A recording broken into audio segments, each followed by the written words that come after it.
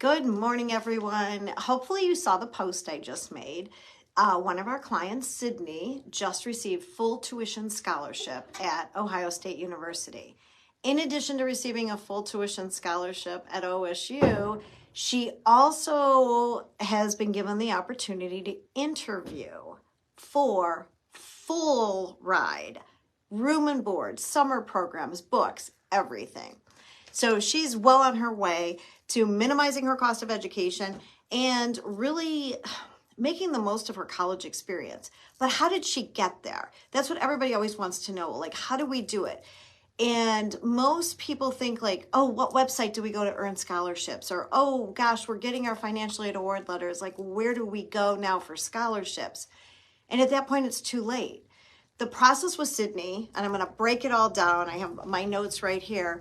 The process with Sydney started when she was a sophomore. So the first thing colleges look at are grades. And I went back through our calendar and we spent 19 hours on subject-specific tutoring over the last year and a half or close to 2 years with Sydney. So what did that 19 hours do? Notice I didn't say we weekly tutored her. I hate weekly subject-specific tutoring. What I see is that kids don't study on their own. They don't pay attention in class. Oh, the tutor will just teach it to me. I don't have to be prepared. Instead, these 19 hours were very specific to when she struggled with a concept or before a big test. She was turning in homework. She wasn't getting zeros for missing assignments and having to make them up. She was a student who wanted to do well, and she utilized our resources when she needed them. I see students become very stagnant when they come every week. They don't put in effort because the tutor will help me. I'll get it done when I'm with the tutor. So we really discourage that. We want students to take advantage of tutoring when they need it. That's not to say we're not here for them, but there's a difference between when you actually need it and when you are just using it as a crutch. And we don't want to be a crutch. We want to be effective. So we spent 19 hours so she could maintain the outstanding grades she has. It doesn't mean that she was naturally gifted and achieved her grades without any assistance, but she utilized it well, the assistance that she had. One of the other areas where we're really stressing for students is that they need to stand out besides just good grades. So how do you stand out in addition to having good grades?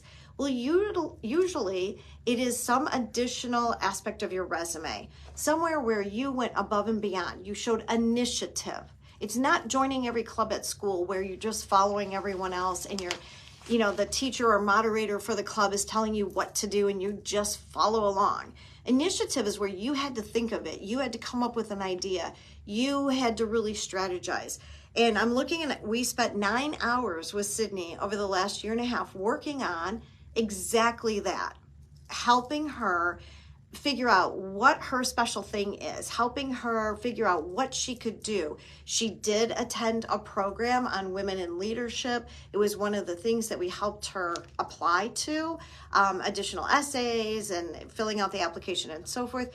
But she also had an amazing project that she worked on, and we offered some insight there. She did the work. We just offered the insight. Her test scores. Test scores went up 4 points from a 30 to a 34 through working with us.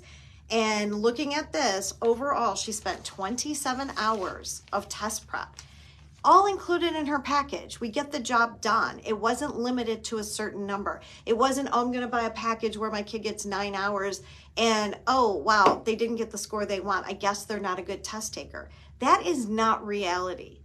It is the higher the score too, often the harder it is to get those few extra points.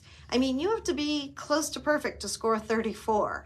So you really have to master those strategies and techniques. We spent 27 hours with her. She took a couple different tests to get that score to where she wanted it to be, that 34 she was striving for. When it came time to put all of this together. Gosh, you've got all this great hard work. You've got this project. You've got great grades. You've got great test scores that you worked hard for. How do we make sure that you maximize your opportunities? We figured out what colleges would be the best opportunity based on what she wanted to study, as well as who's going to give her money. We worked on college applications and essays, reviewing her work, offering suggestions, helping her with some revisions. 19 hours. People don't get full rides because they spend 3 hours on applications, call it a day. This is a process. 19 hours. We spent over the last almost 2 years, 77 hours helping Sydney earn $52,000. 77 hours.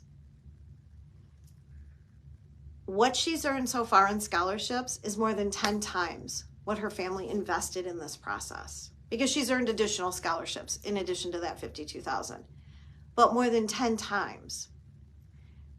A lot of times families feel like, oh, we can do this ourselves. We'll figure it out ourselves. And yes, you can, but most kids aren't willing to sit down with their parents for 77 hours and work through all these pieces. Most kids aren't willing to, all right, I'm going to go to tutoring because you bought me a 9-hour package, and then when I don't get my results, ask for you to buy me another package. When we work with students holistically on a package, and we do offer our services separately, we have a lot of students who we just work on college applications with great results. But best results come when we're working through the whole process. That's where we're seeing the most money. So when we work with students, our job is to get it done. It is not to limit the sessions. Now, does that mean you're going to meet weekly? No, because that doesn't help. We want to make sure we're spending our time effectively. We're not spending time just to spend time and say that we spent time. We're spending time where we're actually achieving things, where we're being effective, where we're moving the needle on how well a student is going to perform. There are times where students do need weekly tutoring because they're really struggling in a subject, but that's not the majority of students. The majority of students need to learn study skills, need to learn how to effectively take notes, what resources they have, how to utilize them, and so forth, and then really get some extra help on the case-by-case situation. Again, we do offer tutoring for students who do need weekly, but that's not the goal. We want them to learn how to learn so that they can be effective in college without ongoing tutoring. College is much tougher. You know, it's funny because I had a student in my office last night, and he was talking about his AP class grade. And he's like, well, I have a B, but it's like an A because it's weighted. It's an AP class. It gets AP weighting. And I said, colleges don't look at it like that. And he's like, what? What do you mean? And I said, well, think about it. He's in an AP class that runs the entire year.